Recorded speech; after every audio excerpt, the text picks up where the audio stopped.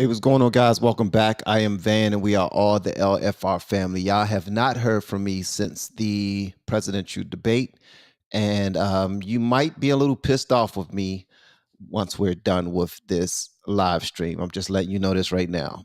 You won't be mad at me because of wrong reasons. I'm gonna let you know that right now.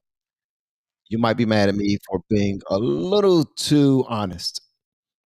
All right, and basically, it all surrounds the fact that I am tired of politicians um, pandering to black people.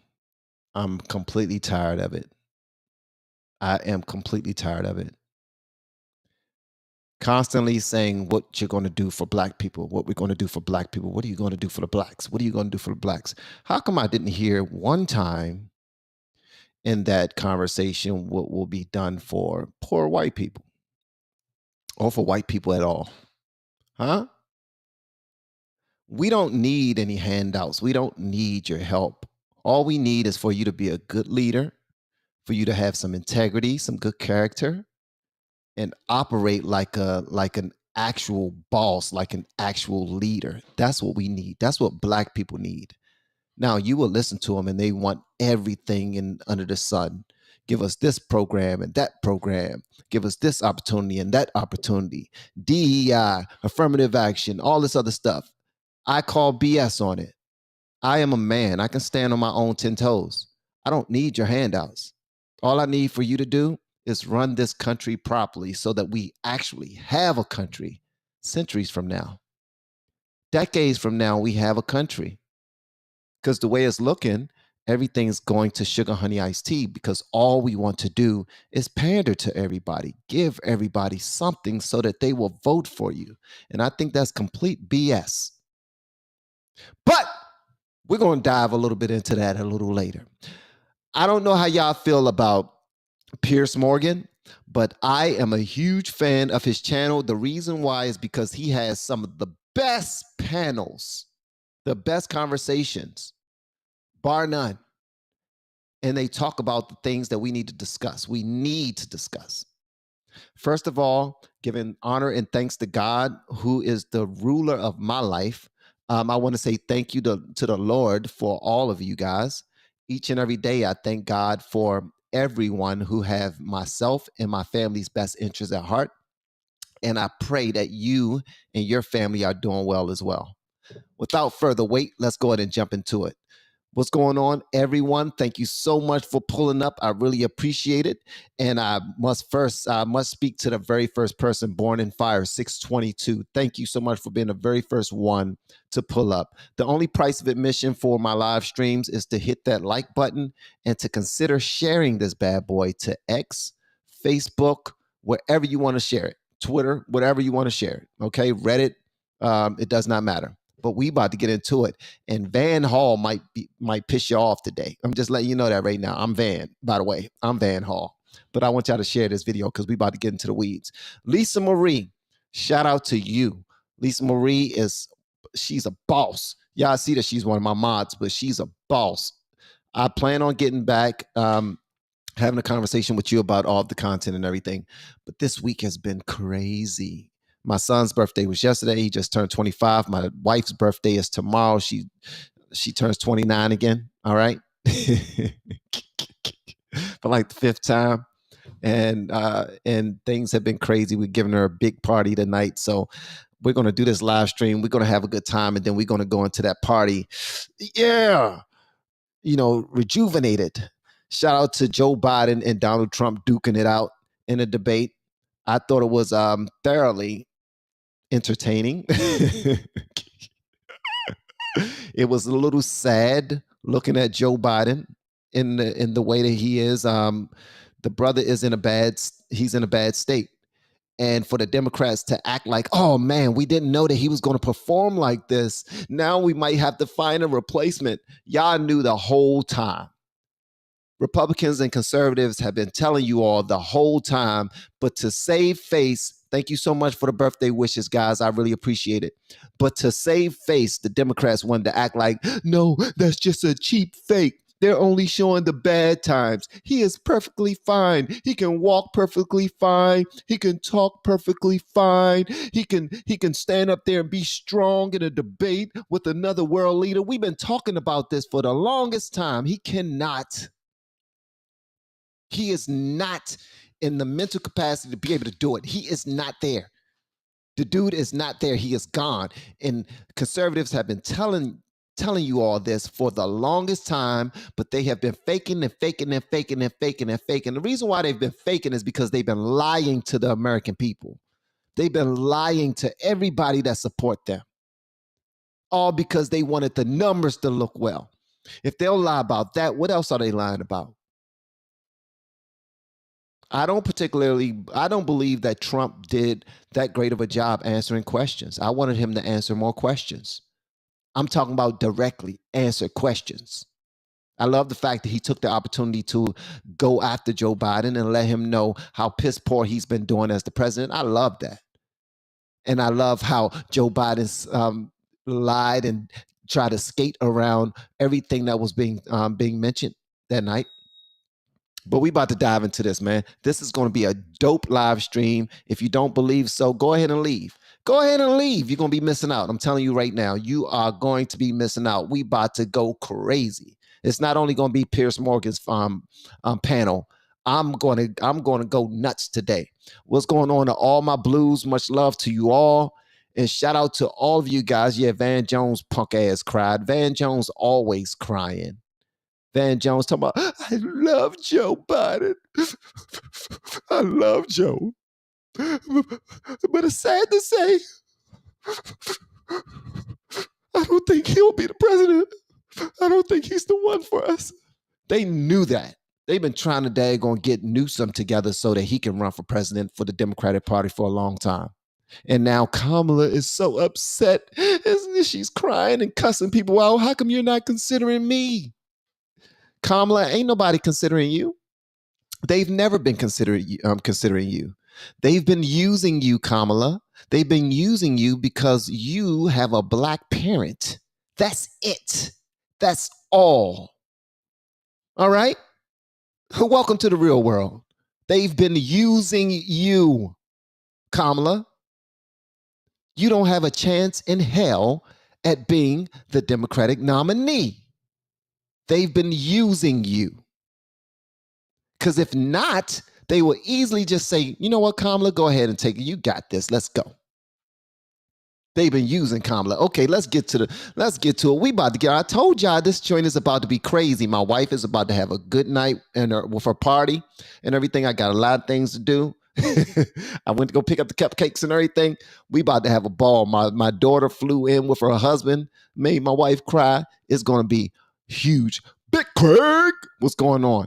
I don't want America to look like California. I hope you don't as well. Let's go ahead and jump into it. We about to have a good time. Much love to you all of my blues. Thank you so much for pulling up. Big Craig, what's going on, big dog? Thank you, guys. Let's get it. Let's get it. Don't even open your mouth.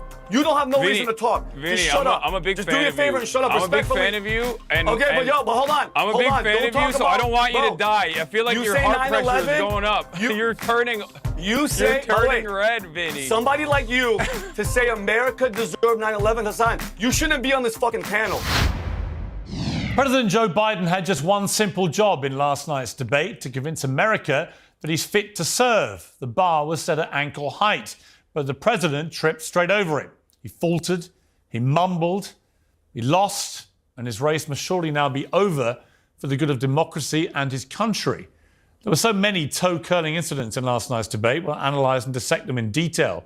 But the defining moment, the moment they're calling the kill shot, was this. Total ban on the total initiative relative to what we can do with more Border Patrol and more asylum officers. President Trump? I really don't know what he said at the end of that sentence. I don't think he knows what he said either. I don't think anyone did. Well, for possibly the first time ever in a TV event starring Donald Trump, no one's talking about Donald Trump today. And for the first time ever, that will suit him just fine. Republicans briefed for weeks that President Biden will be on drugs for this debate. But if he took anything at all last night, it was surely Valium. For all the spin about cheap fakes and Biden's secret vigor, This was a chance for the American people to judge their president for themselves. And to the palpable distress and dismay of Democrats everywhere, it was really all over in the first minute.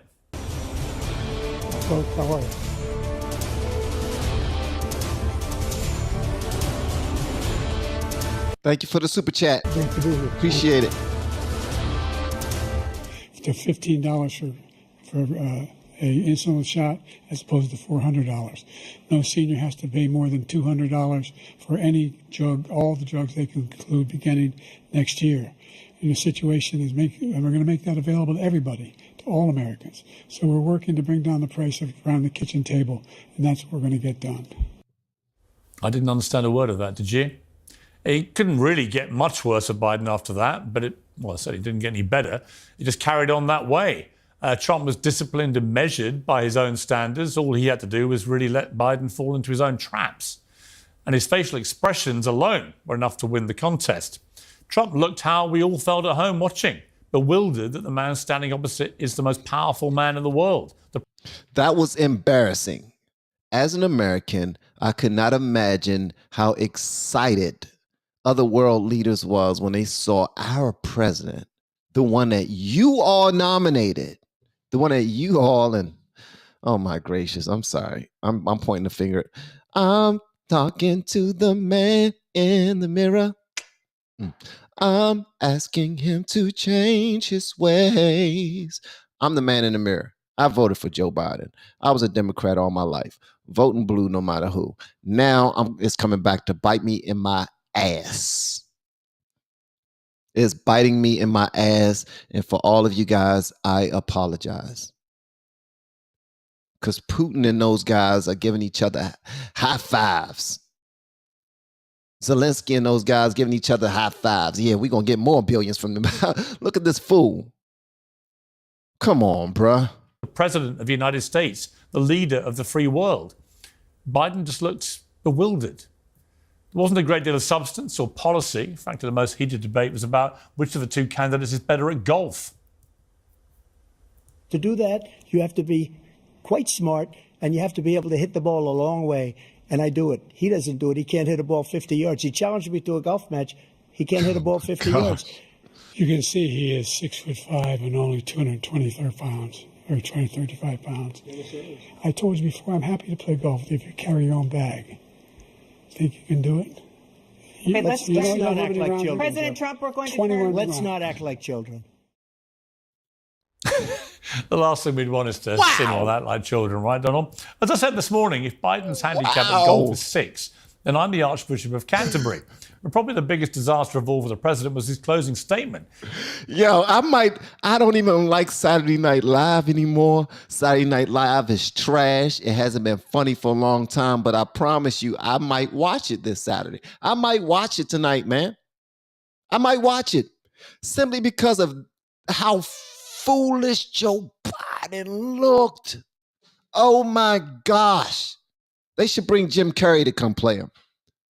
This is, oh my gosh. Okay, let's get to it. Which she's been locked away rehearsing, remember, for an entire week.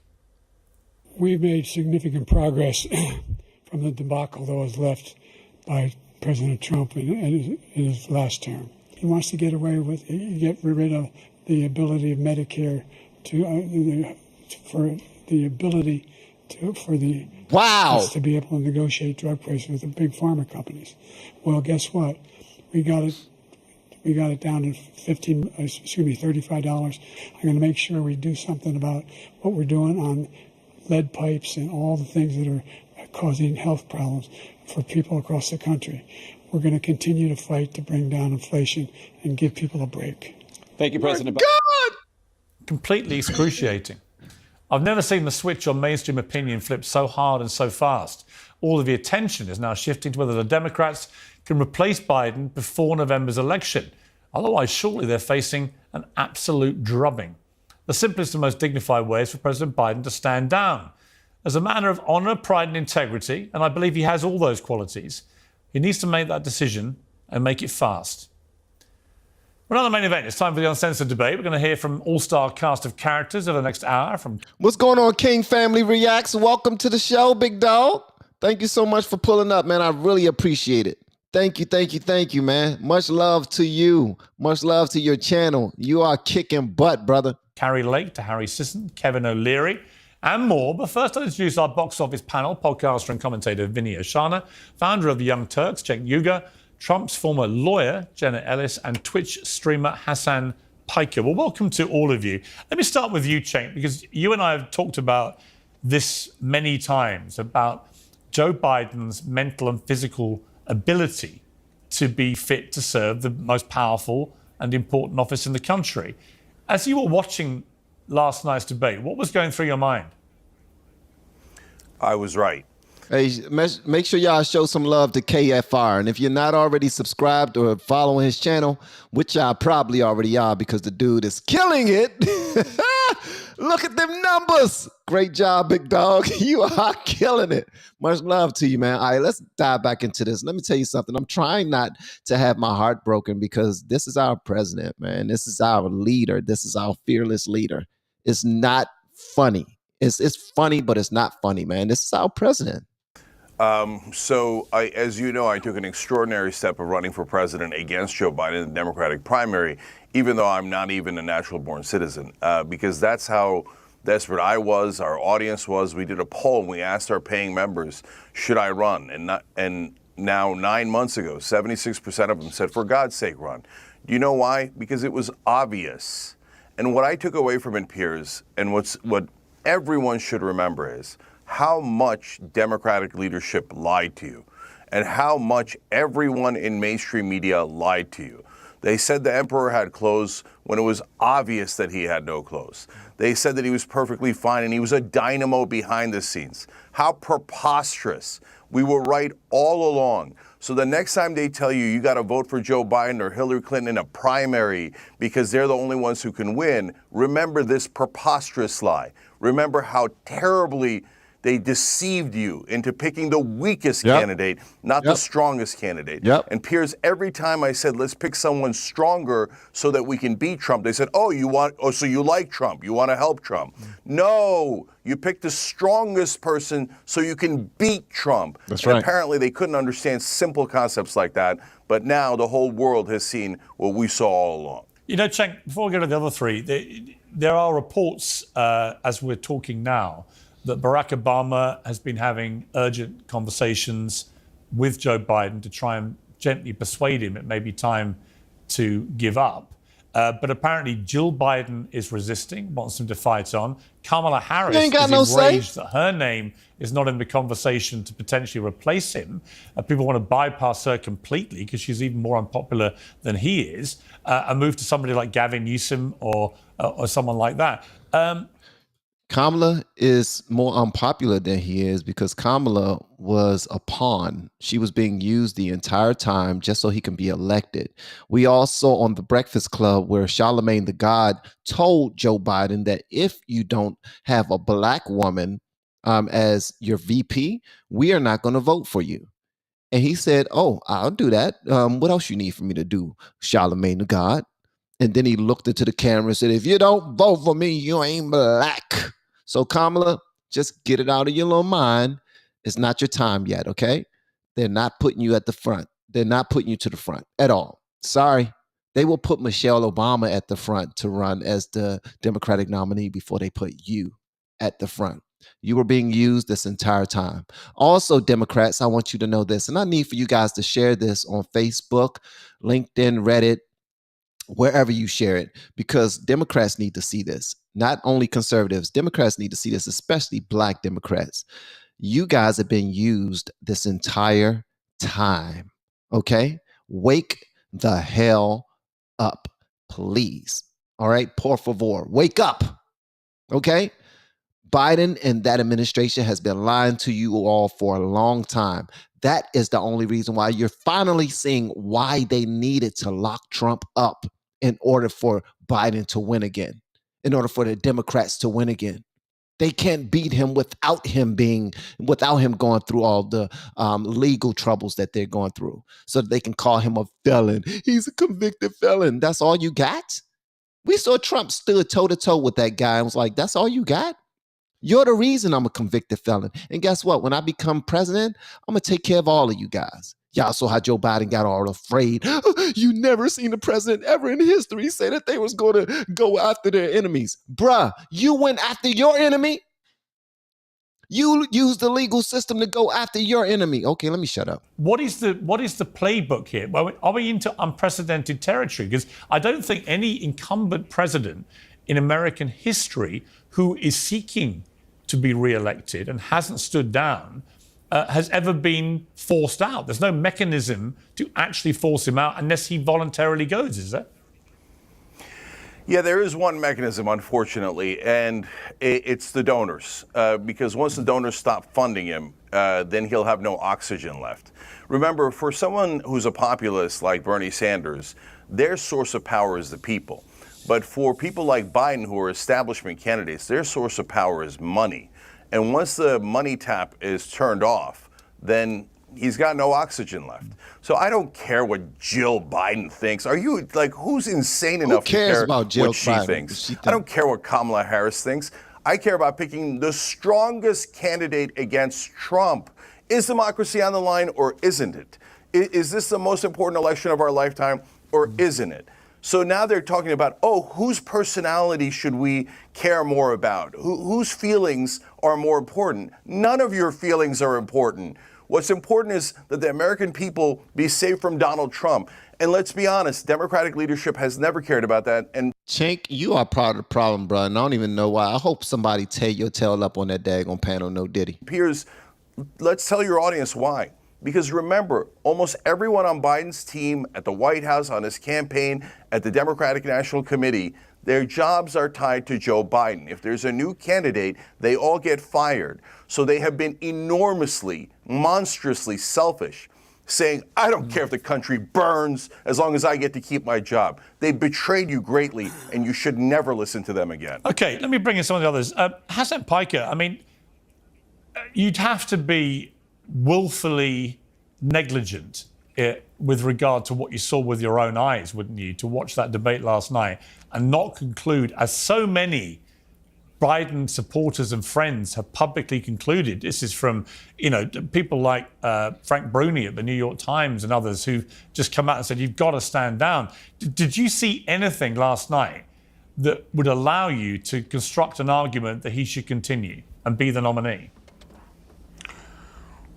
Biden continuing? Absolutely not. But there's another glaringly obvious problem here. Jake and I have had this conversation personally for years at this point, very publicly, about Biden being ineligible to run and how he's going to lead to the downfall of the Democratic Party and potentially lose a pretty easy to win election against Donald Trump at this point. And we were absolutely right. And it was shocking that so many in the media who are now writing those articles that you're talking about were acting as though Biden was actually a dynamo behind the scenes. There was literally an article I remember from an excerpt from a Jill Stein book about how in order to soften the blow of Biden's age and how old and senile he's appearing on television, they were saying that he had really hard sex with his wife. I mean, that's the extent that these guys went to in order to try and manufacture this narrative. And to anyone with eyes and ears to hear, they could see what Biden looked like, what Biden's performance looked like. So I don't understand why it's so shocking to people. David Axelrod said on CNN, I believe at this point, 9 months ago, that, Biden has to go. Someone else has to come in and potentially win this race. You have an election coming up right now where the down ballot races, where you have Democratic Party senators doing 10 points better than the top of the ticket, than Joe Biden in places like Nevada, in states like Arizona. These are states that Biden has to win. You have issues, especially post-October 7, with the supposed blue wall that's obviously destroyed. You got Michigan, that's a potential problem for Joe Biden. All of these swing states that the Democratic Party should be clearing up with like Reagan numbers right now are in contest. Having said that, Donald Trump also had a phenomenally bad performance last night. It's just that no one is going to talk about that because one guy was very clearly demented. So when the other guy's talking about immigrants and how they're responsible for everything that is going on for an hour and 30 minutes straight, people didn't even have the time to make that assessment because they were so unimaginably shocked at the fact that the Democratic Party has basically put forward a cadaver and tried to push him over the finish line, and are hoping that you don't notice. Okay. I'm going to come to your two panelists in a moment. We're going to be joined right now, though, by the Republican U.S. Senate candidate for Arizona, Carrie Lake. Oh, yeah. Hubba. What's up, Carrie? I see you, girl. Carrie Lake is gorgeous. She's beautiful. And they tried to shut her down on social media because she was telling truths that they weren't ready for. They didn't want to hear from her because she was telling the truth all this time. All this time. They tried to cancel her. Speak up. Speak your piece, Carrie, with your cute self, with your fine self. I bet she smelled good. She probably smelled like vanilla and chamomile. Yeah, she do. Emily Campagno, don't worry, girl. I ain't cheating on you. Gotta make sure my wife ain't coming down the steps like, why in the hell you talk about them women like that? You need to stop talking about them women like that. Talking about they cute and they smell like chamomile and vanilla. I ain't trying to get cussed out. I'm married to a black woman. All right, let's go. Carrie, what did we watch last night? A train wreck combined with a dumpster fire and a huge, massive victory for President Trump and really America first. That's what it's about. It's about putting our country first. And we've watched for 4 years as Joe Biden has caused the most high levels of inflation that I've seen in my lifetime. We've watched, and I'm not just going to blame Joe Biden. The national Democrats have stood behind this guy, and to act like last night, oh my goodness, finally they're just seeing for the first time there's problems with Joe Biden. We've been seeing this for a long time, Pierce. The American people have been seeing his decline for a long time. Yes. And I think we need to all come together at this moment in history and recognize that we need to make a major change. Yeah, and the first change should be firing Karine Jean-Pierre for lying every single day to the American people, talking about it's a cheap fake. It wasn't no cheap fake. You guys knew all along, but you are lying. You are lying. Fire Karine Jean-Pierre. Replace her with somebody who's going to tell the daggone truth. That debate performance was a debacle. We cannot trust the national Democrats or the mainstream media. None of them, especially not the guy I'm running against, Ruben Gallego. He's been part and parcel, voted 100% of the time with Joe Biden, and they've allowed him to spend 4 years destroying our country. They haven't lifted a single finger. And now, after all the inflation, 20 million people invading our country, the disastrous withdrawal from Afghanistan, Russia's invasion of Ukraine, a terrorist attack, October 7th. I could go on and on and on. Now they're starting to criticize Biden. I don't know. I'm just not buying it. I'm just thinking they're using Carrie, this moment to try to spin things. Could it be careful what you wish for, in the sense that what at the moment is obviously a spectacularly good day to be Donald Trump, because nobody's talking about him other than by comparison to Biden. Yo, we almost got 1,000 people watching. I'm so excited, man. Okay. It was a sort of whirlwind of dynamism and youthful vigor and energy.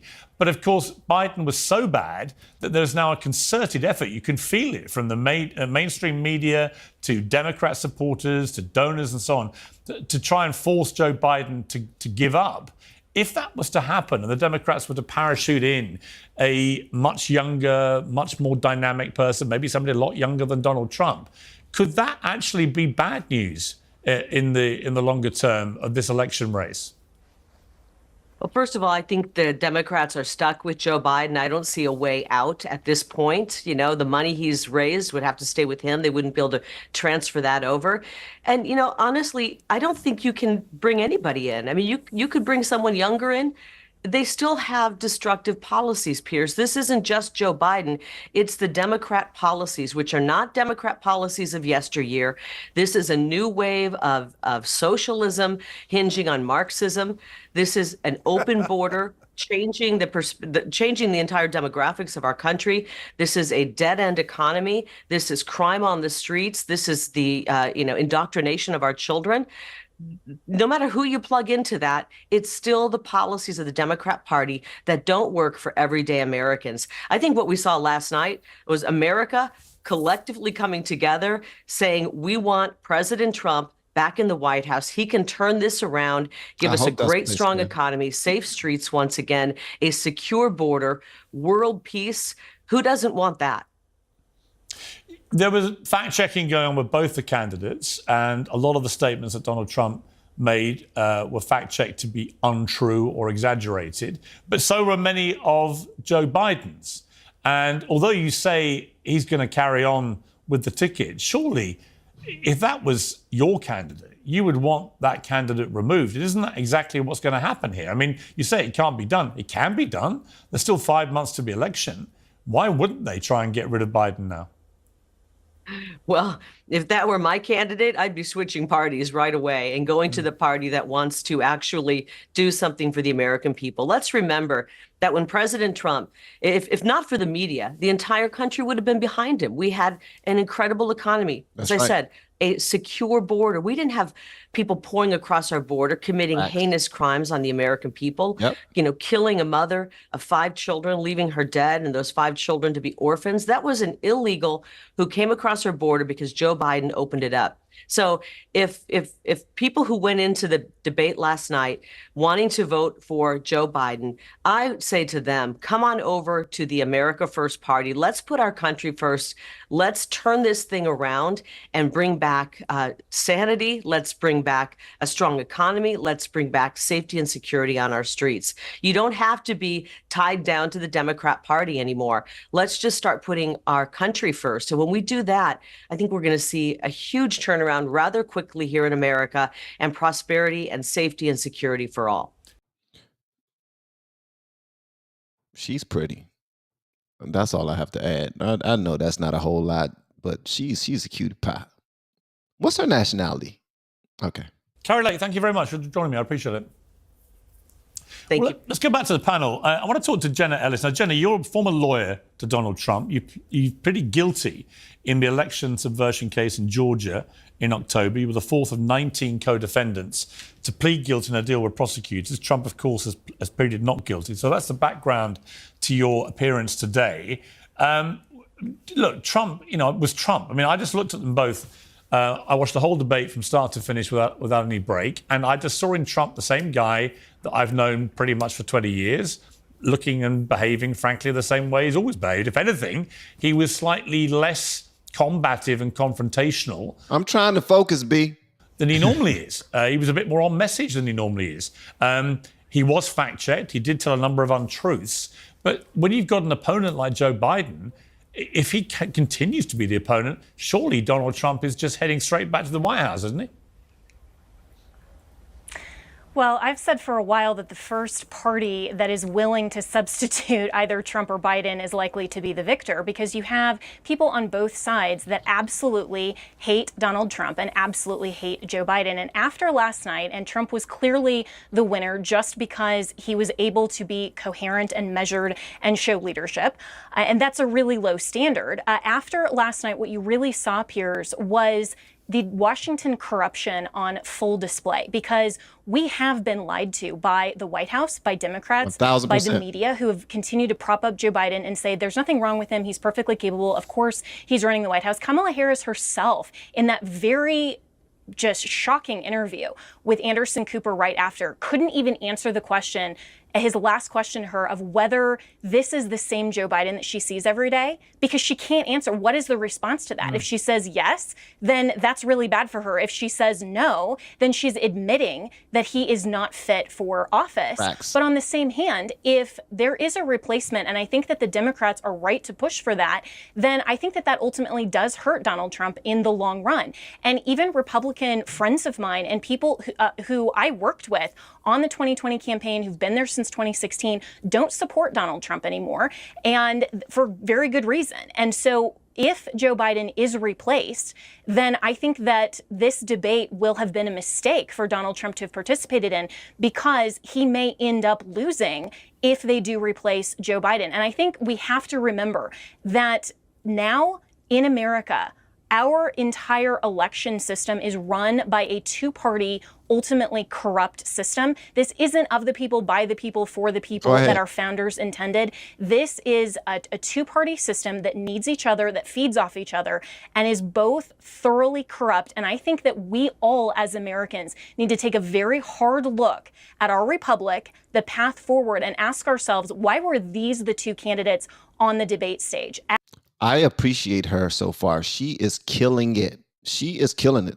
I don't know what y'all think about it, but she's killing it. As an independent now, unaffiliated, I supported Governor DeSantis in the primary because I've seen the corruption out of the Trump side, and I have very serious Okay, she's not killing it. She's tripping. concerns about him going back into the White House. And I wish that the Republicans would have a long conversation about their convention, but I think that that is going to happen for I thought she was killing it at first. She's not killing it. She's tripping. Yeah, you tripping, girl. Somebody go ahead and get her up off the stage. the Democrats. And they're wise to do that openly and publicly now. But we have to remember, they are the ones that have lied to us about Biden's mental capacity. And there is another way to take him out. If his cabinet members, a number of them, a sufficient number of the majority per the 25th Amendment, and it's not about unfit, it's not about policy, it's not about liking him or not. The term constitutionally is unable to fulfill his duties. Okay. He clearly is unable. Let me If bring they in- stood up. You are a turncoat, lady. That's all I got to add. You are a traitor. You need to go ahead and you need to have a coconut smile. That's what you need to do. And if you want to know what that means, somebody Google Richard Pryor or Eddie Murphy saying have a coconut smile. What comes after that? Up and actually said that, they could take him out. Okay, let's bring in Vinny Ashana. Let's I want go, to play a little Vinny. clip. This is of Gavin Newsom Let's go, Vinny. speaking last night. There is panic. Do you think it's unfounded? Well, I think it's unhelpful, and I think it's unnecessary. We've got to go in and got to keep our heads high. And as I say, we've got to have the back of this president. You don't turn your back because of one performance. Well, what kind of party does that? It's been a masterclass. 15.6 million jobs. That's 8 times more than the last 3 Republican presidents combined. The only thing the last 3 Republican presidents have in common is recessions. Democrats deliver. This president has delivered. We need to deliver for him. He delivered trash. He delivered illegal immigrants. He delivered death. He delivered wars. He delivered pander after pander after pander. Why are you meat riding that guy? Oh, my bad. You have to, so that you can be considered the next up, the next in line. You got to play the game. I see what you're doing, Newsom. Okay, I'm picking up what you're putting down, brother. Now, Vinny, here's the thing. Trump had a great night. I mean, even the CNN poll, 67% of CNN viewers felt that Trump put in a better performance than 33% for Biden. God knows who the 33% were. But he obviously won the debate very comfortably just by just not doing very much particularly special. But if they do get rid of Biden and they do parachute in somebody like Gavin Newsom, who's young, he's dynamic, he's not afraid to get into the horses, into the lion's den. He went on Fox News with Sean Hannity for an hour and acquitted himself very well. He's eloquent, he's sharp. Yes, he's got a record that can be attacked. But in terms of the visual optics, would that not concern you a bit as a Trump fan, as a Republican, that you might end up out of this victory with a far more difficult opponent to try and defeat in November? Oh, I think don't put anything past the Democrats. The fact that Gavin Newsom can sit there and literally look at somebody in the face and say, Joe Biden's presidency has been a master class. That Gavin Newsom is one of the most disgusting snakes in the grass. Just look at California. Okay, I even had to write this down. That's right. Highest taxes in the nation. Thousands of businesses have left. Mandatory vaccine bills. Losing child custody over if your child doesn't transition. $7 gas. This is, and I'm telling you right now, Piers, it's scary as hell. And I don't care what anybody says. This has all been a plan. Okay, they moved the debates up early. All right, they didn't give him any whatever he was on the State of the Union. Piers, that 60 minutes, he was up. They probably gave him adrenaline. He was there. He was in the moment. This was the time when they put him out there like a sacrificial lamb. They said, listen, Jill, we're not going to give Joe any drugs. We're going to roll him out there. He looked lost. He had no idea what he's going to do. I think the shift is going to happen 100%. There is absolutely no way they're going to stay with him. And that is going to be a huge challenge for the Republicans because all this, because we've had a case study, Piers. We've had 4 years of Trump, and now we're going to have 4 years of Biden. There is no debate. There's no arguing. The country is shit right now. And I know Hassan said, you know, Trump was talking about the border and the... Hold on, Vinny. Vinny is cooking right now. I apologize for cutting him off. And thank you, Rogue, for the super chat. And thank you, Mohammed, for the super chat. I really appreciate it. But Vinny is cooking right now. Y'all know what happened to Joe Biden's drugs, right? He left them around Hunter. Hunter found them. And he needed his fix. And he used it as a little bit of nose candy. That's what it was. But guess what? They still gave Joe Biden a little earpiece. I think that was actually happening. I'm sorry. The earpiece actually happened. Is that a conspiracy? I apologize, but listen, I think that actually happened. I'm not going to say it anymore, but come on. If you know, you know. The country is shit right now. And I know Hassan said, you know, Trump was talking about the border and the illegals are the problem. They are the problem, okay? They are. Carrie mentioned one story. There's been 4 this week. 4 of young girls getting raped and murders. And people like that say, oh, it's not really a problem. You say that because it's not happening to you or your family or your daughter or your mother, okay? It is a problem. And by the end of this 4 years, the number's probably going to be 18 million. The whole state of California. I don't know what you're talking about. I live in California. We are the largest border state as the governor also mentioned. Yeah, it's a whole. Oh yeah, it's a total hellhole, dude. California is a shit show. Look at your tan. Oh yeah, it's sinking. By the way, first of all, I don't respect any nepo baby that thinks Twitch streaming is a job. And I want the audience to know this guy Hassan has said in the past that America deserved 9/11. So don't even talk. Don't even open your mouth. Don't even open your mouth. That's right, Vinny. You don't have no reason to talk. Vinny, just shut up. I'm a big fan of you. Just do me a favor and shut up. I'm a big fan of you. And, okay, but hold on. I'm a big fan of you, so I don't want you to die. I feel like your heart pressure is going up. You're turning red, Vinny. Somebody like you to say America deserved 9/11, Hassan, you shouldn't be on this fucking panel. I'm sorry for my language, Piers. He doesn't belong on your show. That being said, Piers, it'll be a huge challenge. Triggered, Vinny? Huge challenge for Democrats. Should we invoke Donald Trump right now and say, let's not be children? Yeah, I think that's a very good call, Jenna. Yeah, I'm going to try and keep things. Let's not play that game. Do you know what was interesting? Well, hang on. What was interesting about last night, actually? I'll bring Cenk back in here. I like the format, actually, of the way CNN did this. I thought Jake Tapper and Dana Bash did a very competent job. But also, I like the format where there was no audience to manipulate, perhaps, or save a candidate for themselves, or to overreact to try and drown out a particularly salient point. And the mute button worked very well. You could see both candidates trying to speak at various times when their mute button was on. I don't know what you thought, but I actually thought it was a pretty good format for showing us what the reality was of these two candidates. So, Piers, a lot of people are criticizing CNN now, and in fact, they themselves this morning admitted that maybe we should have fact-checked Trump once or twice when he said, like, deranged things like, "Oh, there's post-birth abortions." That doesn't make any sense at all. But my answer would be, why Joe Biden should have done it. Right, Biden should have called him out on all those things, but it actually do make sense, Cenk. That actually exists. It might have sounded funny that he said it, and a whole bunch of people thought that he was lying about it, but that makes sense if you actually look into it, if you're willing to hear more about it. Wasn't able to do it. Hold on. That's exactly what I'm getting to, right. Piers. So, you know, when somebody says something so stupid like that, and like Trump says, oh, they let out all the mental institutions and the prisoners of countries, the opponent has a responsibility to say, which countries? Yeah. Tell me which countries released all their prisoners and mental inmates, etc. What are you talking about post-birth abortion? That doesn't even make any sense, you deranged lunatic. So yeah, I'm not getting on Jake Tapper or Dana Bash. The guy opposed to you is supposed to make those super obvious points. Yeah. Look, at this point, this conversation about whether Joe Biden's going to drop out is over. He's definitely going to drop out. The donors no longer think he's a good investment. And think about this, Piers. If he doesn't drop out, imagine what history is going to say about him. That he put his monstrous ego, maybe an ego even larger than Donald Trump's, above the needs of the country, the party, the voters. It's an unbearable thought. He would become one of the great villains of American history.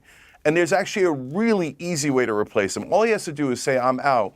And then we go back to a traditional convention where the delegates decide. That's almost always how Americans and decide their by the way, I think candidates we discussed, anyway. Yeah, we discussed it before, but 2 incumbent Democrat presidents since the end of World War II have both stood down in election year, Harry Truman and Lyndon Johnson. So there's a precedent here for this to happen. It just hasn't happened where the incumbent president doesn't want to go. Jenna, I want to bring you in just on one point, which is the behaviour of Jill Biden after the debate. Watch this. Oh, you did such a great job. You answered every question. You knew all the facts. And let me ask the crowd, what did Trump do? Why? That's embarrassing. You did such a good job. You answered all the questions. You didn't go pee-pee on stage. No, you didn't. I got ice cream and I got fruit snacks. Which one you want? Fruit snacks or ice cream? Yes, you did. The president. You the president. You the president. Yes, you are. Yes, you are the president. You answered the question. You the president. That's embarrassing. And then, hold on, let me help you get down the step. He had to step down 2 steps. It was no stairs or nothing. This dude had to step down 2 steps to go shake the hands of the CNN people. Come on, you don't do that, Jill. Come on. You answer all the questions and you the president. Yeah, you the president. What's this? Oh, it's gone away. Oh, peekaboo. I'm gone. Peekaboo. Peekaboo. What the heck type of... This is our president, man. What the hell is going on, bruh? God. I mean, I found that pretty painful to watch. She then led a child of 4 more years. And the reason it's painful is she's Dr. Jill Biden. This is her husband.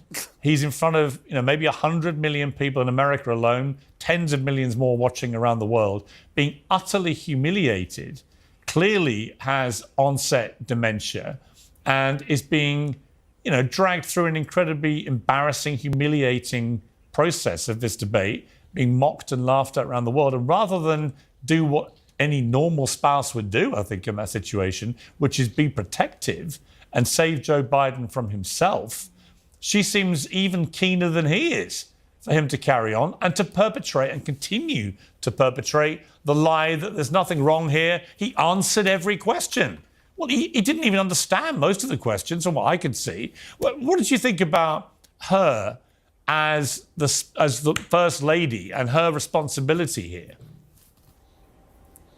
Well, she's clearly married to power, not to Joe Biden personally, and that's incredibly tragic. I was watching this debate with my parents who have been happily married for almost 50 years, and my mom was almost in tears looking at how frail and tragic of a figure Joe Biden was on stage. We all said, our heart went out to him. I could sympathize with Van Jones on the panel after CNN moved to tears, saying he just looked terrible. Everybody knows that he clearly is sick. He is unable to fulfill his duties. And yet here is Jill Biden, the one person in his life that should be telling him, listen, you've got to step down, helping facilitate that, looking out for his best interest, not to mention the country as the First Lady, but his own best interest. And she's the one who's standing up, treating him like a child. It was like she was in a preschool class and telling him as a toddler, you did a good job, little one. It was so unbearably pathetic that this woman would prioritize this. Look, I've got 4 kids. It's like when your 4-year-old comes last in a race on sports day and you tell them you did a great job. That's really what it felt like to me. It's an absolute obvious lie. I was waiting for her to hand him out some orange slices or something. Some orange slices, a little Huggy juice or something. He just sit there. Could you imagine him sitting there sipping from a sip up? Oh my God. This is not funny, man. This is Putin and those guys. Oh my God. They having a field day with this. Everyone saw your kid come last, but you don't want them to be too upset. And I've been really struck by the immediate, because I used to work at CNN for 4 years. I was there on election nights in 2012 and stuff. I have never seen a CNN panel react the way they did at the immediate end of that debate. John King absolutely lacerated Biden's performance in a way I've never seen him do. Van Jones, like you say, was sort of tearful. David Axelrod pounded him, but they all did. And I was really struck by, wow, we've got a clip of some of this. Let's take a look. As we speak, there is a deep, a wide, and a very aggressive panic in the Democratic Party. It started minutes into the debate, and it continues right now. It involves party strategists, it involves elected officials, it involves fundraisers. And they're having conversations about the president's performance, which they think was dismal, which they think will hurt other people down the party in the ticket, and they're having conversations about what they should do about it. Some of those conversations include, should we go to the White House and ask the president to step aside? Other of the conversations are about, should prominent Democrats go public with that call? Because they feel this debate was so terrible. They do say, in moments in the debate later, the president got better and got his footing, but then at the end, even his closing statement was a little halting. The contrast between the two candidates. It wasn't a little halting. The end of that debate, the summary by Joe Biden was incomprehensible gibberish. Well, joining me now is Joe Biden's former White House advisor, Mo Vela. You know, Mo, I wrote a column for the New York Post, which is just going up now, where I said I genuinely felt very sad. I've never interviewed Joe Biden, but I had a phone call once with him after his son Beau died. It was a very moving and emotional conversation we had. He was vice president at the time. It was 10 years ago. And I remember every word of that. And he was somebody I just was very impressed by, actually, in the way he handled that call and the reasons that we had it. When I watched Joe Biden last night, I didn't recognize that person. He is not the person he used to be. And I felt a real sense of sadness, as I would for any old person clearly suffering now from some form of senile dementia, exposed on such a gigantic live television stage to utter humiliation. Joe Biden is still the same person he used to be. He's the same racist he used to be. He just don't remember that he's the same racist that he used to be. That's why he's pandering to all these black people. He's supposed to not like them, but he don't remember that he's not supposed to like them. He don't remember that he don't like them and that he want to put them all back in chains and that he want to call them all boy. He don't remember that he said anyone who works hard in school can be as successful as a white kid. He's still the same person. He just don't remember that he's the same person. I don't think it's something you feel jubilant about. You just feel sadness for him and real discomfort. I've got to say, from here in London, watching America's president basically self-imploding like that on a world stage was pretty scary. I mean, this is the guy with his finger on the nuclear button for America. You, as his former advisor, what were you thinking? Well, I share your sentiment of sadness, Pierce, to be honest with you. I was sad for a variety of reasons. One, Joe Biden is somebody I love very dearly. I know him quite well. He and Dr. Biden are beautiful, beautiful human beings. He has literally dedicated his entire adult life to this nation. Arguably, he saved our democracy already once. But he has dedicated his life to public service in our country. And you can't help but love this decent, beautiful, warm human being. So it was sad for the reasons you stated. I was also mad, Pierce, because I thought this was a political blunder, an absolute strategic mistake from his campaign to put him out there like that, whether he was feeling well or not, or whatever the reasons were, as you allude to, possibly early onset, whatever. It doesn't matter. You don't put your candidate out there if you're not absolutely confident that they are ready to perform. So I was angry. But you know what? I know him, Pierce. And I'll tell you what I know about him. He's decent, as I said before. And I think he's going to meditate, and I think he's going to reflect, and I think he's going to surround himself with his family, who he let Vinny talk again, because this cat don't know what the hell he's talking about. I'm sorry. Loves. By the way, to Jenna, I appreciated so many of the things you said a while ago, Jenna. And I want to say this to you, though. It was sure nice to see a wife love their husband enough to be at the debate and to come out and actually kiss her husband. Okay, see that? You see that? They were discussing why Melania didn't come at the beginning of the debate. She didn't want to see that foolishness at all. He did get extra points because Jill was actually there. Who else was going to care for him? He needed his nurse there. He actually needed his nurse there. The fact that she's a doctor, that's extra points. She wasn't there as a wife in wifey capacity. She was there in nurse capacity. Somebody needed to care for him and make sure that when he poo his pants, and when he didn't do a good job, that she can clap for him and make him feel better about himself. Trump didn't need that. Trump handled business, went home. Said, man, I'm in enemy territory. I don't fool with you. I don't like y'all. I'm going to go ahead and handle my business, and I'm rolling out. And that's exactly what Trump did, man. So Biden don't get extra points for his nurse being there. And to love him. And most wives, I hope all of your spouses, I'm a single gay man, but if I had a spouse, they sure the hell better defend me in my worst moments in life. How did I know he was gay? I knew it. I knew it. I was not going to judge him. Not that anything's wrong with that. If you're gay, go ahead and be gay. Be super gay if you want. I don't care. But I knew it. All right. Because that's what I think love is about. So, but you know what, Mo? And Mo, here's the problem. She had to help him off the stage, though. She had to well, help I'm him about off the stage. She to. wasn't Yeah, there Jenna, to I'm about love to. on him and kiss. I'm going to show that. I'm going to show that very clip. Actually, let's watch that clip. We're now in the books and in front of the voters tonight, along with Aaron Burnett. The first word on what those voters might make of it. Now, you see, what you're seeing there is Dr. Biden guiding Joe Biden, the president, down literally 2 steps because she's worried he's going to fall over. And only 2 weeks ago, we saw Barack Obama take his former vice president's hand and guide him off the stage at a fundraiser in LA. And I actually tweeted at that time with that clip. I posted on X that I thought this was just so awful to watch. Why are the Democrats going to carry on allowing this to happen and stand by Biden as a candidate? And an interesting series of things happened. Bill Ackman, the billionaire hedge fund guy, sent me a long response in which he talked about it was obvious to him that Biden's mental and physical acuity now were just simply not up to the job of being president of the United States. And he carried on explaining, why age is relevant here and how he just doesn't think he can do the job anymore.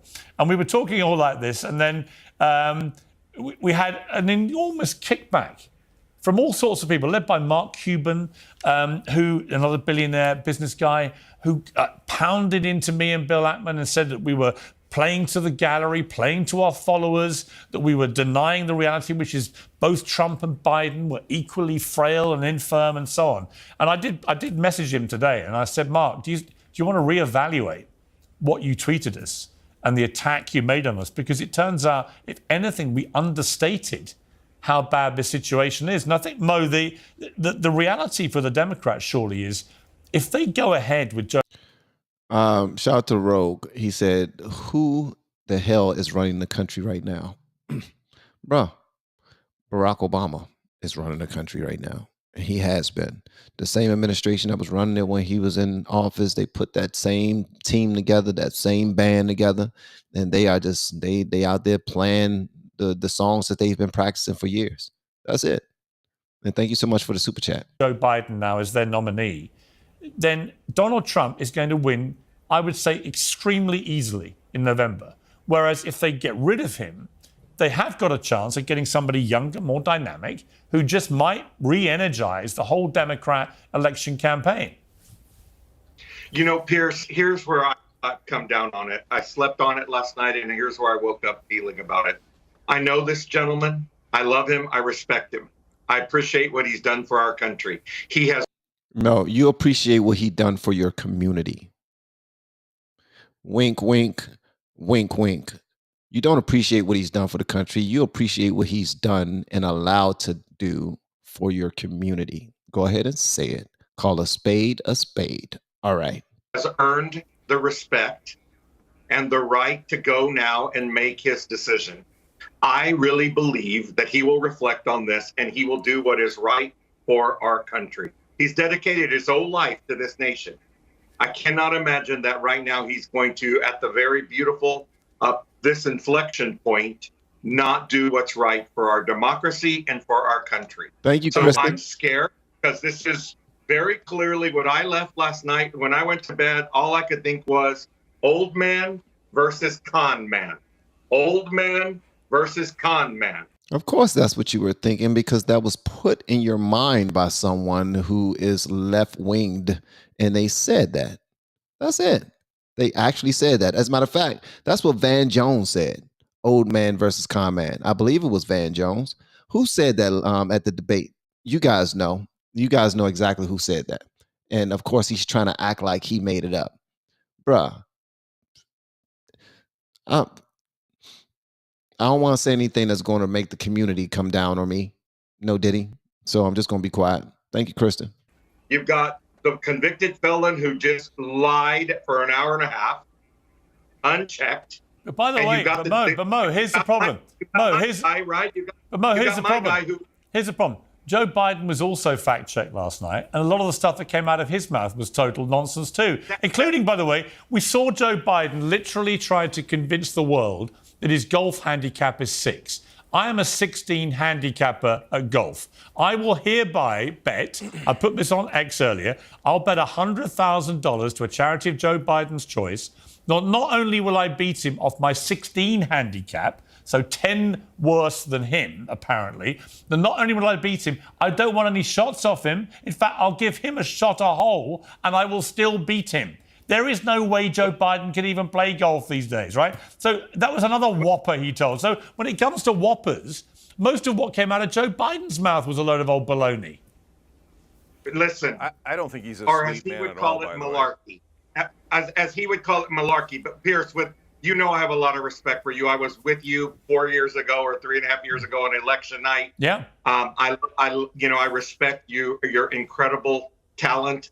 But listen, if anybody out there is worried about golf, right? When we have the Ukraine, or not the Ukraine, but Ukraine, we have the Israeli situation. We're paying too much for eggs and a little bit more than we should for gas, and so on and so forth. These are the issues that people are worried about. Yeah, but actually, I think, Mo, here's the thing, and I appreciate your comments, and I feel the same about you. I think you've been great whenever you come on. But here's the point. It's not about golf. It's about Joe Biden lying about his golf handicap, about how good he is. And it's also about the fact that actually you can't imagine him play golf. Bryson DeChambeau, the US Open champion of last week, has tweeted he'll put on the match Biden-Trump at golf. Can you imagine them trying to play golf against each other? So the point is Joe Biden fit mentally and physically to do the job? I don't think anyone with half a brain can conclude after last night that he is. He just now said that his guests don't have half a brain, but I'm with him 1,000% on that one, Pierce. I'm with you, bro. I'm with you, Pierce. I don't think anyone with half a brain can conclude after last night that he is. It's very sad. It's very sad, but actually very selfish if he continues to pretend he can. Okay, so very quickly, I don't want to hog up any of your time, but one thing first. Please, I love you so much. Please be an equal opportunity criticizer, because I am, and I love Joe Biden. You are not. You are not, Mr. Went to bed thinking about 2 old guys last night, and don't nobody want to know what you dreamt about because it's just nasty. Listen, I've been very critical of Trump over the years, especially in the last 2 or 3 years. I think last night Trump definitely said loads of things that weren't true. As he does, he embellished, he exaggerated, all those things. But here's the thing, Mo. No one today is talking about Donald Trump. What they should have been talking about is Joe Biden, the president, holding Trump to account on a massive stage for all the lies he was telling. But he couldn't do it. So instead, everyone is talking about Biden's inability to hold him to account. And that is why I'm sad and mad, Pierce, because I'm upset because the president deserved the opportunity to do that. He clearly was not on his game last night. He clearly, it was abysmal at best.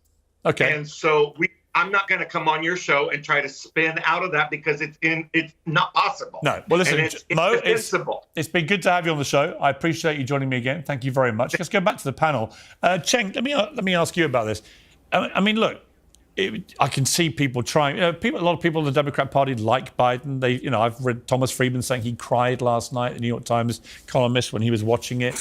Frank Bruni was sort of tearing up. Everyone's tearing up. I don't really feel emotional, I'm afraid, and I find it very hard to feel sympathy for Joe Biden. I think it was very sad what we watched, but I also think we're now at the stage where this is actually willfully selfish and harming to the Democrat Party, isn't it? Yeah, so I only have one point that I have sympathy for Joe Biden on. But first of all, these guys, I mean, look at the people in power, whether it's media or Democratic leadership. They're all crying because, their beloved Joe Biden didn't look good. I mean, this guy just sent $20 billion to slaughter more Palestinian children. I cry for them. I don't cry for Joe Biden. Joe Biden is taking corporate donations his entire life. He used to be known as the senator from MBNA. This guy is a classic corporate corrupt Democrat. So I don't join any of this like, oh my God, he was such a good person. And think about this. This guy, and even if you disagree with me and you think, oh my God, no, I love establishment Democrats that sell us out to the donors. Oh, you're so radical for saying things that are obviously true. But think about this, even for those guys, he was willing to risk all of us, the Democratic voters, the Democratic Party, the entire country, just to satiate his ego. Oh, I want to be a two-term president. That's better for my legacy. So he's an egomaniac that I have no sympathy for, except one thing. Last night was elder abuse. And it was elder abuse by the entire Democratic leadership, the DNC, and yes, sorry, but Jill Biden. If Jill Biden wants to run for president, she should do it. What? Chink, bruh, kudos to you for being objective, for telling the truth. Thank you. That's exactly what happened. And leave it there. But, I mean, there's no way that a loving spouse lets that happen. No, I agree. And thinks, oh, great, push him out there, we got this. You don't have it. This is absurd. But the one piece of good news out of all this, Piers, is it's over. We're going to get a new candidate, and hopefully we're going to kick Donald Trump's ass. And Cenk, before I go to Hassan, who would your preference be for who that person should be that could actually be the nominee and potentially beat Trump? So the problem with the Democratic Party is that they never pick a populist in a populist time. They keep picking the most establishment candidates there are when the American people keep telling you they don't want establishment candidates like Hillary Clinton and Joe Biden. So they should pick a populist, but they won't. Of course, the top candidate is Bernie Sanders, and he would easily beat Donald Trump. Everybody actually knows that. They just don't. And let's be honest, the Democratic Party would rather have Donald Trump than Bernie Sanders. So, but if you say, no, Bernie Sanders is too old or we can't have it, you can go to Ro Khanna. You can go to Jamie Raskin. Jamie Raskin is beloved by everyone in the Democratic Party. He's incredibly smart, incredibly principled. He would eviscerate Donald Trump in a debate. Let's pick someone who can win and actually represent the people. Okay, before I come to Hassan, actually, let me just get Vinny's reaction to that. What one name? I'm afraid I'm going to disagree with Cenk there. Yeah, go on then. Okay, Hassan, you respond, yeah. Okay. First of all, Big Gretch. That's it. That's the method. That's the movement, okay? Put Mama Gretch in office, okay? She's popular. She's in a pivotal state. She would absolutely crush it. I don't like Gavin Newsom at all. I think he has a lot of weaknesses. I think he's horrible. He's done an abysmal job refusing to fix the housing crisis in California that's obviously contributing to the homelessness crisis so that, guys like Vinny can complain about how much of a shithole California is or whatever people talk about. Like, that would stick on a national level on Gavin Newsom. Don't turn the rest of the country into California would be the attitude. Another good guy, I think, another great guy, J.B. Pritzker, governor of Illinois. We need a big boy in office. We need a dynamo. We need a guy with a kind heart. He could even. I'm not exactly a fan of him being a billionaire, but ultimately, maybe we could have a real billionaire against Donald Trump's phony billionaire status. Who knows?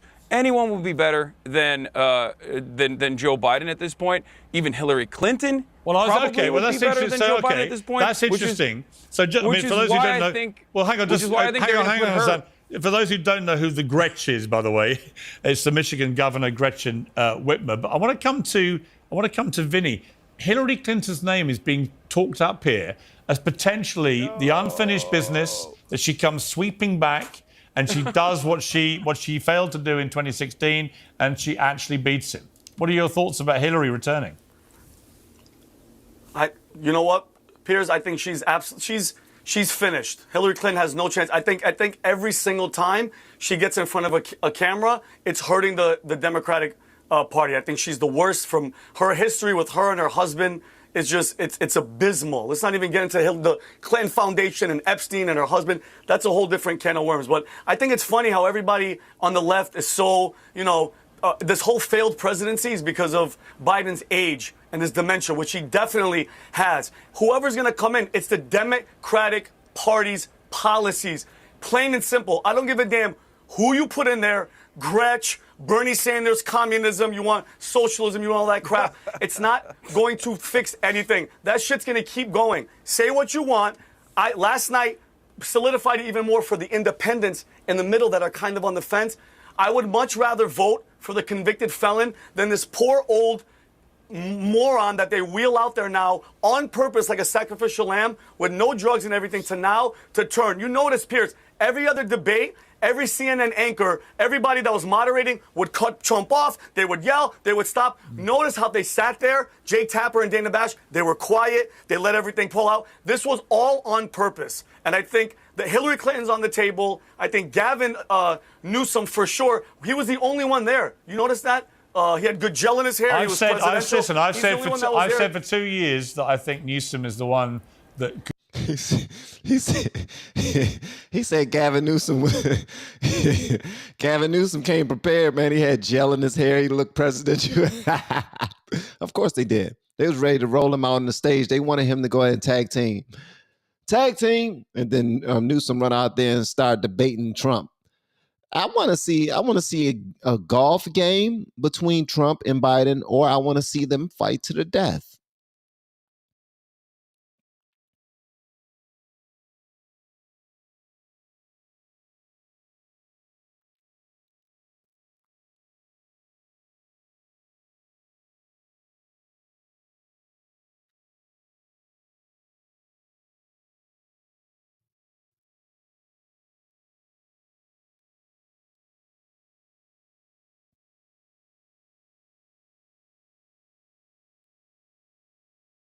Okay. Could put up the best fight. And I was persuaded when he went on Fox News into the heart of the enemy lair and sat there with Sean Hannity for an hour and acquitted himself very, very well. I mean, Jenna, to bring you in here, I mean, who Jenna, if you were a Democrat right now, who would you think had the best chance of actually taking Trump on? You know Trump very well. You know his weaknesses, his strengths. Who of all the Democrat names you've seen touted would you fear most, potentially, as being the one that could win it for the Democrats? Well, I actually agree with what Sink said, that we really need a populist on both sides that actually speaks to what the American people are concerned about. And if the Democrats can put up someone who isn't so far extreme leftist establishment, then I think that they have a real chance of actually getting disaffected Republicans as well. And I think that they should put up someone like an Andrew Yang. They should have gone with RFK Jr. I mean, he acquitted himself very well in the debate, and neither side, notice, wanted him on stage. I think he is going to rise in momentum after last night's debate. And anyone, realistically, that the Democrats put up now, if it's not someone as far left as a Gretchen Whitmer, for example, has a real shot at winning. But what I think the American people need to do is take a hard look at the U.S. Constitution. We have a minimum. Because look at what she did during the COVID lockdown. Can you give me like look one at how policy? she has. So look at what she did during the COVID lockdowns. Okay. Look at her position on extreme on abortion. Look at how she has run her state as basically taking legislative power into the executive. So look at her position on queer position theory. on abortion so that you she find is so for extreme? Abortion. So her position on abortion that is so extreme is that she wants no limits at all, no restrictions. And most of the country is not for that. Even the Democrats themselves know that there needs to be some restrictions, at least in third term. No, that is absolutely true. And I mean, feel free to fact check me on that if she's changed her position. But No restrictions all of on the Democrat third extreme trimester leftists, is a falsehood. That's not a real thing. Every conversation that we have with Republicans, unfortunately, revolves around hang on. hallucinations of Republicans. My former home state of Colorado third... allows abortion until the day of birth. That is the law in 7 states right now, including California, where Gavin Newsom is the governor. There is so no there state, are people there is no that can state go in. Yes, in the country where you can have a third trimester abortion without Colorado, a doctor California, giving you a medical exemption. No, you still have to get a psychiatric evaluation and it doesn't matter whether and a healthcare evaluation. No, but it's still allowed. That's the point. Women are the going point around. Is that it is still allowed. Okay, you're a woman. You're a woman. Have you ever been pregnant? I have a question for you.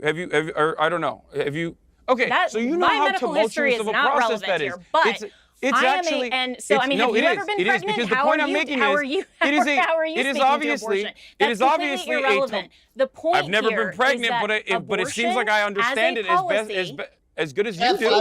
What's happening here? No, you actually don't understand no woman is it carrying a because pregnancy of the law for in 9 months, so they can have a regular. Whether Hassan is pregnant. No woman let me finish answering for 9 your months. question actually about so they can have Gretchen a Whitmer. Guys, you're talking over each other. Let me. Asked. I just have some breaking news. I have some breaking news for everyone. The Biden campaign spokesperson Seth Schuster says that Biden will not be exiting the race. There's no basis for that.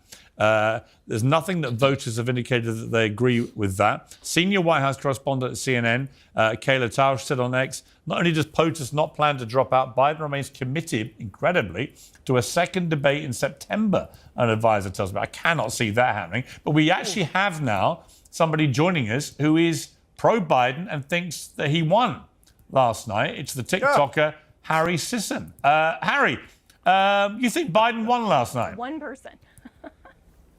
Yeah, no, I did, definitely. On the substance of the conversation, Biden won. His policy was pragmatic, it was logical, and Donald Trump just lied the entire time. Is incapable of telling the truth, is incapable of actually laying out policy. He didn't talk about how he's going to make the American people's lives better. He just, said that, January 6th didn't happen. He talked about the election. He said that overturning Roe was a great thing and forcing 10-year-old girls to give birth is a fantastic thing. That was Donald Trump's debate.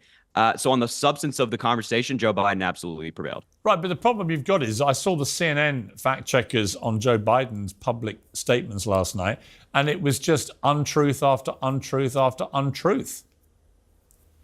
Oh, I'm not sitting here telling you that Joe Biden tells the truth every single time he speaks, or that he gets every single number right and every single statistic right. He gets most of them wrong.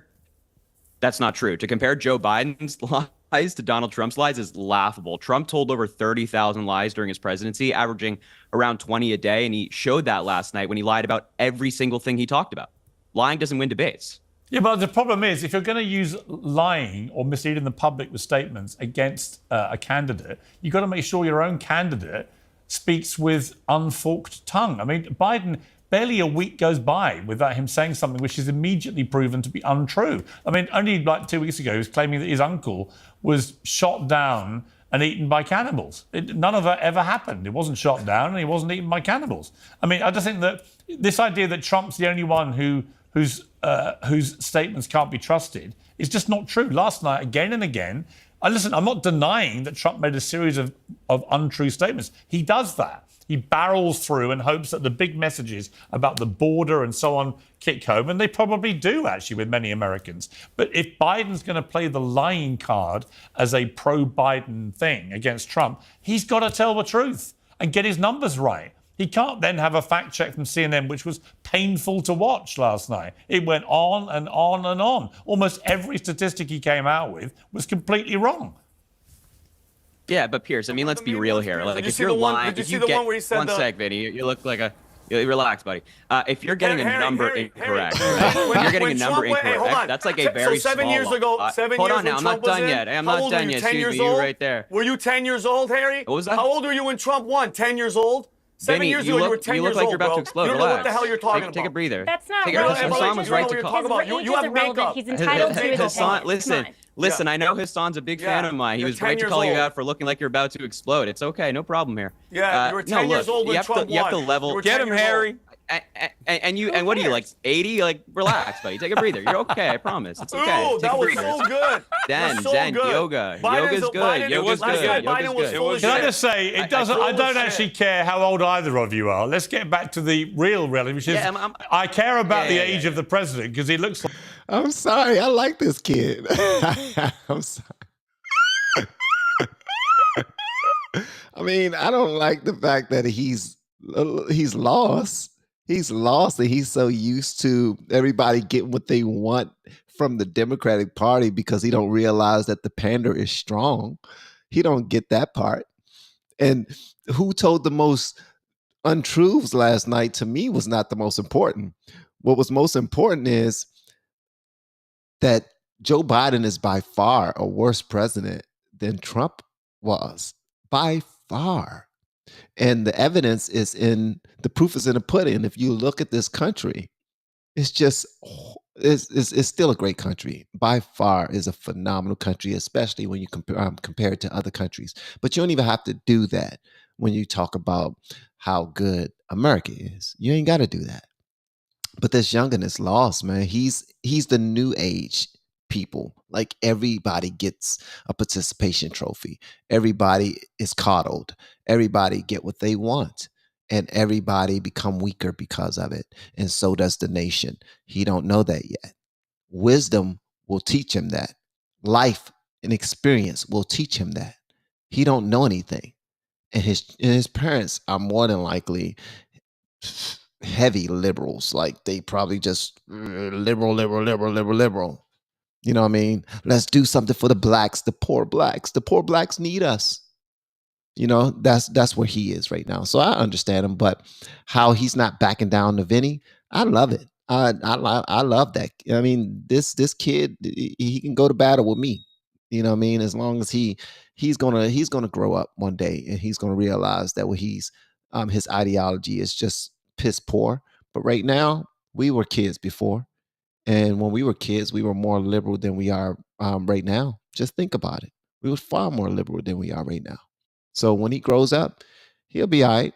Like he's 180. So, Harry, I'm just bemused. Because 33% of people watching it apparently think Biden won. I don't know. Harry, hang on. Harry, I don't know how anybody honestly can watch that debate and honestly conclude that Biden won. You'd have to be so deeply embedded in the Democrat partisan tank that you can't crawl out long enough to see the wood for the trees.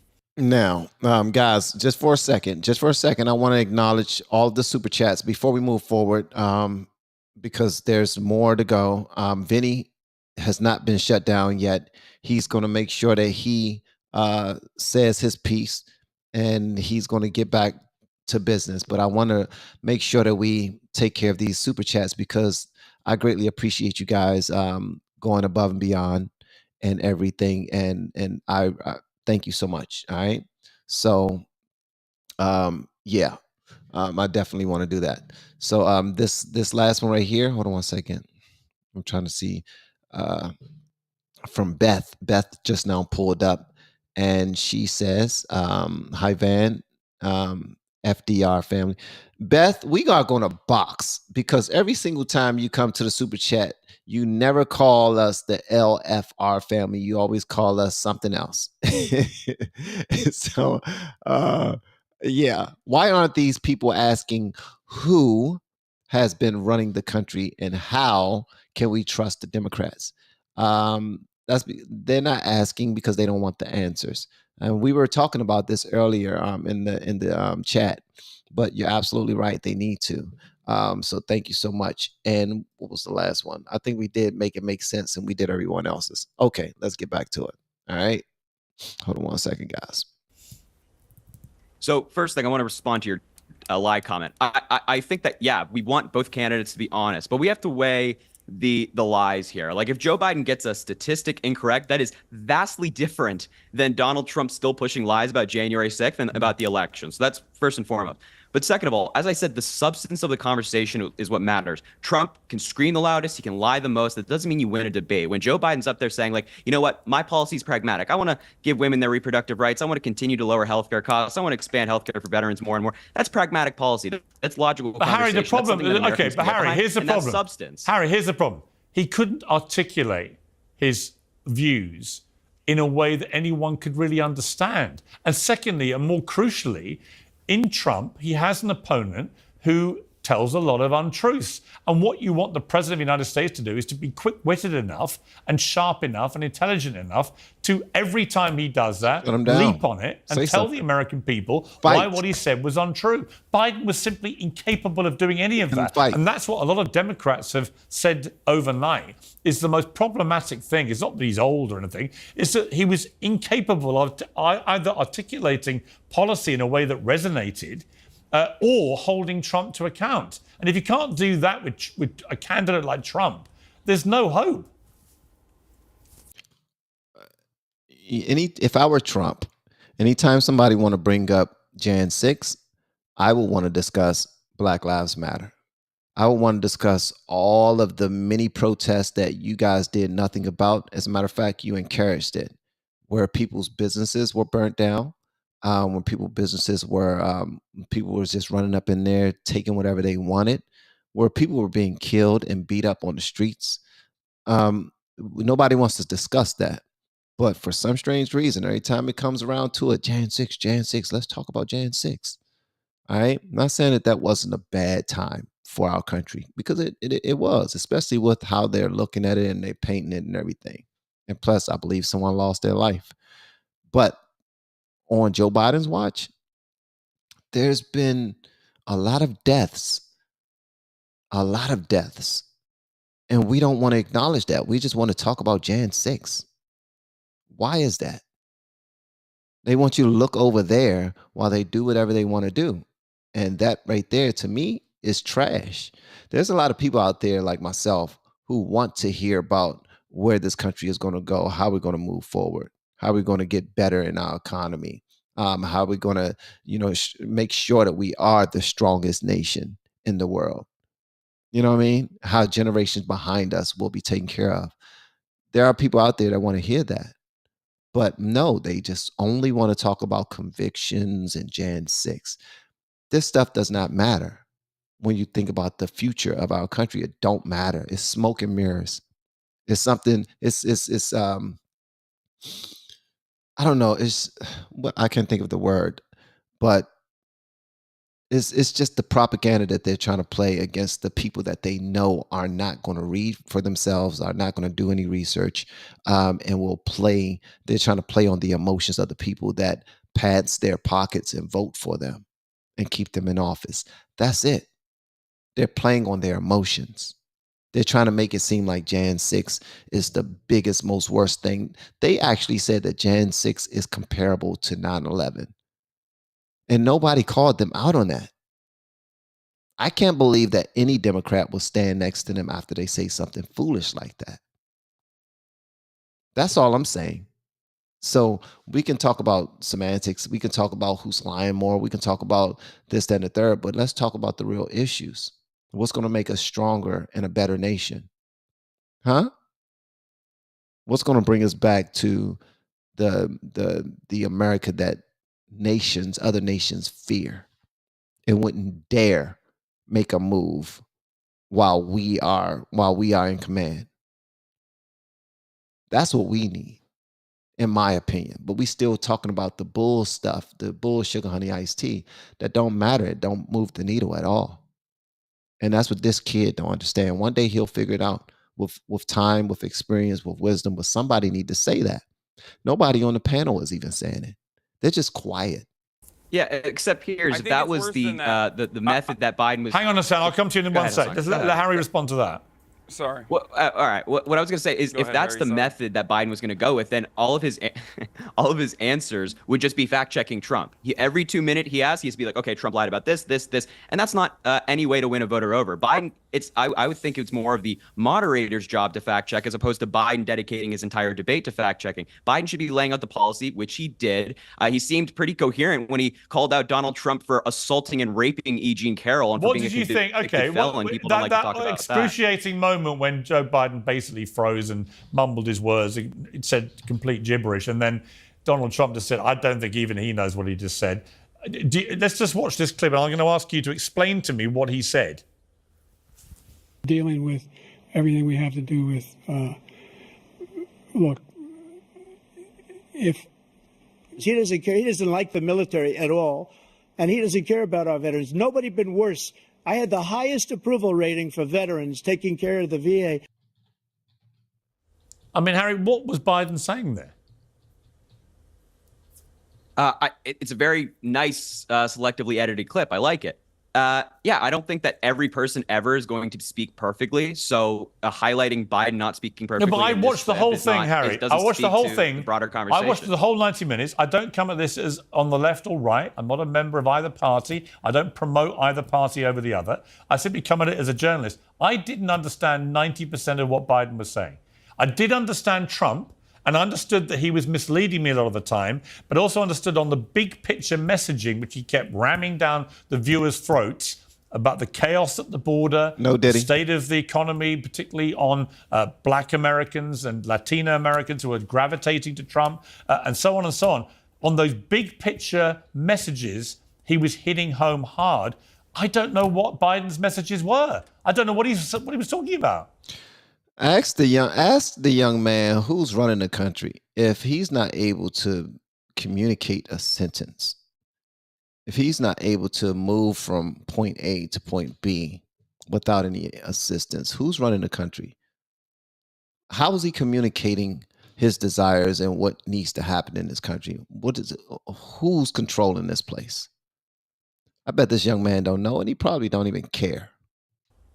Pierce, did you not understand President Biden when he talked about how the PACT Act now has 1 million people signing up for it? No, not really. No, did you not understand I didn't know. Did you not understand him when he talked about the largest investment fighting climate change in world history? No, because he spoke in a weird. Look, I'd understood it if you had basically translated him in real time. I'd have understood it. If Gavin Newsom had done the translation for us and articulated what Biden was trying to say, I'd have understood it. But Biden spoke for 90 minutes in a croaky, monotone, drone-like manner that honestly, for most average viewers watching, was utterly incomprehensible. And the problem he's got is that Trump sounded and looked exactly like he did in 2020 and 2016, like he's always done. Oh, come on. Yeah, he did. He did not. He did not sound exactly like he did in 2020. I promise you, go back and watch Trump in 2016. Go back and watch Trump in 2016. Incorrect. Compared to last night, it's the same guy. You may not like him, but he's an embellisher, and he'll tell lies, but he'll ram home the messages. And one of his trump cards, literally,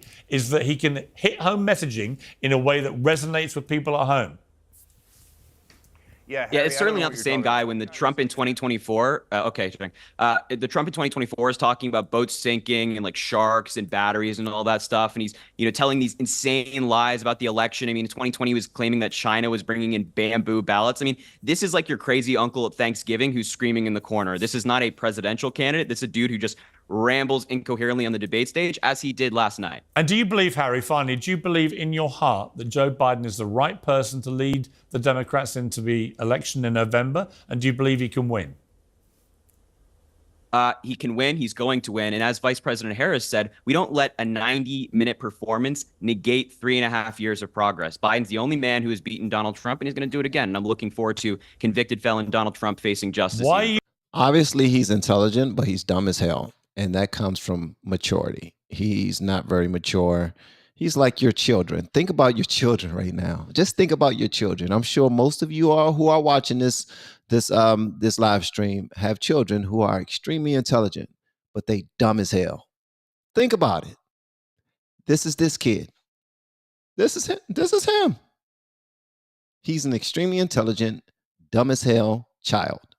Don't understand anything about life, don't understand anything about the world, but believe that he knows it all.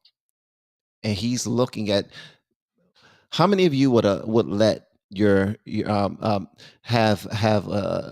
let Joe Biden watch your toddler ride a bike in the front yard, or just watch your toddler or watch your child jump on the trampoline, and he has to be the one to watch out for them?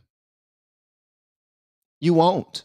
You won't let him drive your car. You won't let him drive the family in the car at all. You won't let him make any decisions. You won't let him cook a meal unsupervised. You won't let Biden cook a meal unsupervised. He will burn the damn house down. He will burn himself up. But yet we want him to run the country? It makes absolutely no sense. This young man is lost in the sauce. He don't know what the hell he's talking about. And he does have he's very intellectual, but when it comes to the country and what the country needs, he don't know yet. Give him like 20 years, he might know. But right now, he's lost. You the only person I've heard in the last 24 hours who's not crying because the performance was so horrendous on the Democrat side. I don't know. You have to talk to the people that you're surrounded by. I'm talking about Thomas Friedman and Frank Bruni and all the Democrats. That's great. All the Democrats supporting writers for the New York Times and so on. Literally all of them, Van Jones at CNN, they're all crying because it was so bad it brought tears to their eyes. You appear to have watched a completely different debate. You're happy. You thought it was great. He's going to win a triumphant victory. No, he's not, Harry. Wake up. Yeah, I don't have the mentality of like, oh, something didn't go our way, now we have to pout and cry. I have the mentality of, well, if something didn't go our way and that's the way it's perceived, let's get to work. Get out there and get a clipboard and go get some signatures and go do. And that still ain't going to make Joe Biden communicate properly. It still ain't going to make him able to step up 2 steps or step down 2 steps by himself. It's not. What is wrong with this kid? This kid is, you know what? Earlier in the conversation, I was like, man, I like this kid. I don't like this kid anymore. Get the hell off my screen. Pierce, do you have a button that like releases the floor and he could just go to the dungeon or something like that? If you don't, you need to get one. Door to door. Don't sit here and sit in our own sadness. Let's get to work, as opposed to writing in the New York Times that it didn't go the way we wanted it to. I agree with you. Actually, that is the right response, and I admire that attitude. So thank you for joining me. Harry, thank you very much. Well, joining me now is the Republican National Committee spokeswoman, Elizabeth Pipka. Harry wants Trump to win. I just want that to be clear. Elizabeth, thank you very much for joining me. I'd imagine that you're extremely happy today. No, I'm not extremely happy, actually. I'm extremely happy for Donald Trump. I think you'd agree that he had a resounding win last night, but I'm actually really upset. I'm upset for the country. It was not a good night, obviously, for Joe Biden or the Democrat Party, but it wasn't a really good night at all for the American people. We just had, I believe his name was Mo, a former Biden advisor. I was listening to your show, and he said that this was a blunder, right? A blunder on the part of his campaign to have him out there on the debate stage. I'm wondering why it's a blunder to have him on the debate stage, but not a blunder to have him leading the country for the last almost 4 years. Exactly. It is a really sad time. We're in uncharted territory. It's almost like we are a ship in horrible waters without a captain, and somehow it's the first time the American people are allowed in on that secret. It's a horrible time in this country, and I really can't believe that we're here. You know, I almost believed you when you said you were sad there. Pierce, I don't know if you know my story. My parents are immigrants to this country. I swear to you, this is genuinely a sad time for people like me. No one wants this, right? My mom was crying last night. She's a supporter of President Trump's. This is a rough time. Who wants to watch that? It wasn't just Van Jones. It was people around the world, by the way, who support this country and everything that it stands for. No one wants to see the commander-in-chief of the United States of America embarrassed the way that he was last night. I mean, look, I felt sad too, actually, and I agree with you about that. If I'm the Republican National Committee spokeswoman, I'm pretending to be sad on camera in interviews, but quietly I'm doing a conga. Well, I don't know how to congo, but really? No, genuinely, I never done have a to teach me sometime. Never in my life. But no, I am an American first, and this was a rough night. I think anyone that watched it would agree with that. But no, it's a great night for Donald Trump to prove himself, to prove to the American people that he is the obvious choice in November. But that does not mean that we don't have to think about who has been leading this country the last nearly 4 years and who's going to lead it through November, Who right? keeps you awake at night thinking they might replace Biden before the election? Is there someone that you just are slightly apprehensive? Did she just now show Piers Morgan that she was more mature than him? I think she did, because he's all about clickbait. He's all about getting that reaction from people so he can get them numbers. And I love his panels. I'm just going to let you know this right now, because he put people on panels intentionally who would make for great content. That's it. But she just now proved that she was a bit more mature than him, because he really wanted her to say that she was excited about what happened. Bruh, we actually have a president who is not presidenting. And he has not been presidenting for a long time. Who the hell is running this country? Nothing to be excited about when you think about that. Not if you're, an adult. If you're an adult and you're thinking about the country in its totality, you're not excited that the president has lost his mind, and you just now really found that out in front of the rest of the world. And you're like, who is running the country? Is it Jill? Is it Obama? Who is it? It's not Kamala, but who is it? Who's running this country, man? It's about, you think actually that could cause us problems? It's a good question. It's all people talk about, right, for the last 3.5 years. Now we know they're actually serious about it. I've heard Michelle Obama's name quite a bit. I do not believe she would do it. I believe she's incredibly popular, but I genuinely do not believe anyone could beat Donald Trump right now, because as we know, based on last night, it's not Joe Biden that's been leading this country. It's actually just Democrat policies. And the people clearly show that they don't want those policies anymore, and they want Donald Trump back in the White House. Have you spoken to President Trump today? I have not spoken to him, but I've spoken to a lot of members of our team, obviously. And how is the general mood? It's a good day to work for Donald Trump. It certainly is. So you've all dried your tears long enough to celebrate? Well, we don't cry over here, but yeah, look, the fight continues. Obviously, I've worked for Donald Trump on and off since 2016. So we know that there are good days and bad days, but the fight continues through November 5th, no matter what happens. Will he do another debate? I mean, there's a lot of speculation that he just won't bother. Why would he? I mean, one and done, right? I mean, would he do another debate, particularly if there's a new nominee that's not Joe Biden? Would he agree to maybe do a debate with someone like Gavin Newsom if he turns out to replace him? I definitely think so. Look, Donald Trump has said for months now that he would debate Joe Biden any place, anytime, anywhere, and that's because he thinks the American people deserve it, right? This is how our democracy works. Well, that's Joe Biden, but what about if it wasn't Joe Biden? What about somebody a lot younger and more dynamic? Would you be as keen to expose himself potentially to a more difficult debate? I do believe that he would be. I think he'd be ready to take on whoever the Democrats choose to replace Joe Biden with. Elizabeth Pitko, thank you very much indeed. Thank you. Let's go back to the panel. Cenk, your response to, I mean, look, the Republicans, they're pretending to be sad. Of course they're not sad. They're absolutely jubilant because it couldn't have possibly gone any better. I mean, every headline from the moment that debate was over is catastrophe for the Democrats. Yeah, except there's one giant caveat to that, which swallows up what you're saying, Piers, which is that the night was so terrible for Biden that it wound up being terrible for Trump. The reason is Biden can't continue. They put out that lunatic statement that you read earlier in the show about how he's going to continue and how he's a dynamo and all that stuff.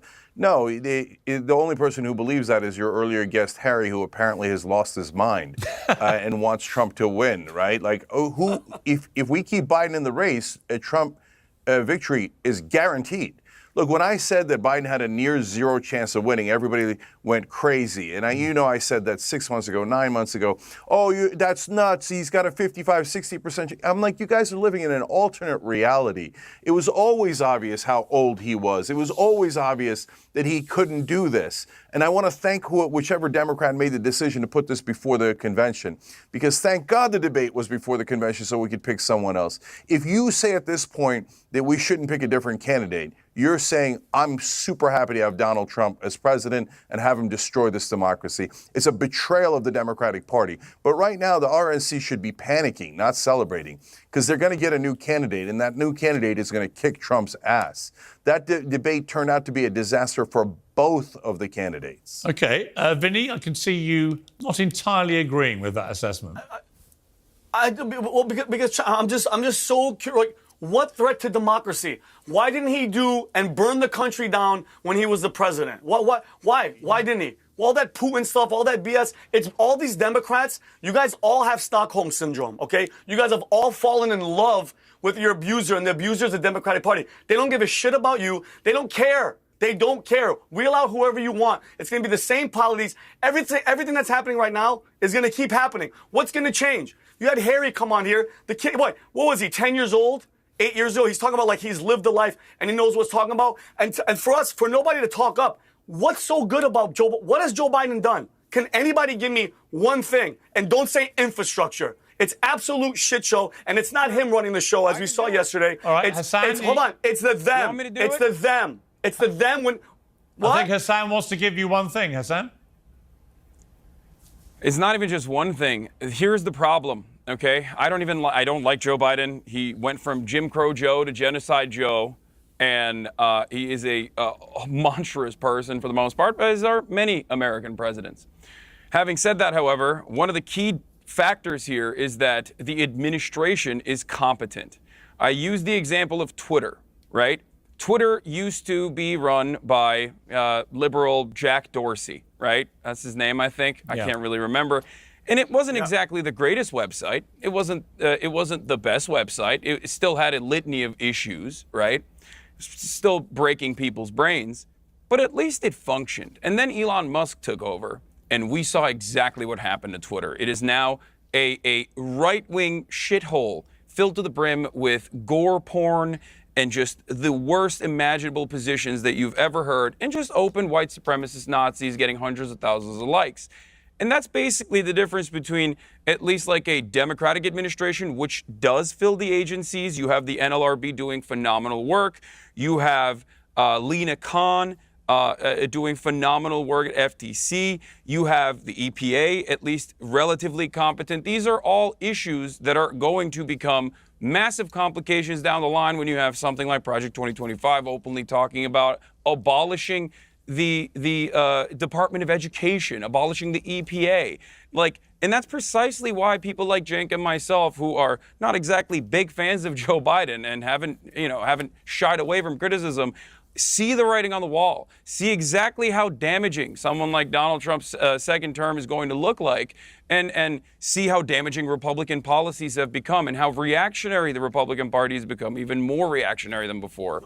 Yeah, I mean, look, I would also say that... And what that says for Americans, why we hang on, don't talk at once. I'll come to you. Hassan, I think you've hit on something there, which is, it was not only Biden's inability to hold Trump to account for the lies he was telling, but also his inability to sell himself and what he's achieved. Because there are achievements there. Absolutely. But actually, he's been incapable. Gavin Newsom, in that 1-minute clip I showed earlier, was able to articulate better achievements by Biden than Biden's been able to do. That's why Biden's approval rating is in the tank at like 37%. Jenna, I want to bring you in here for a kind of summary of where we are with this. What do you think happens now?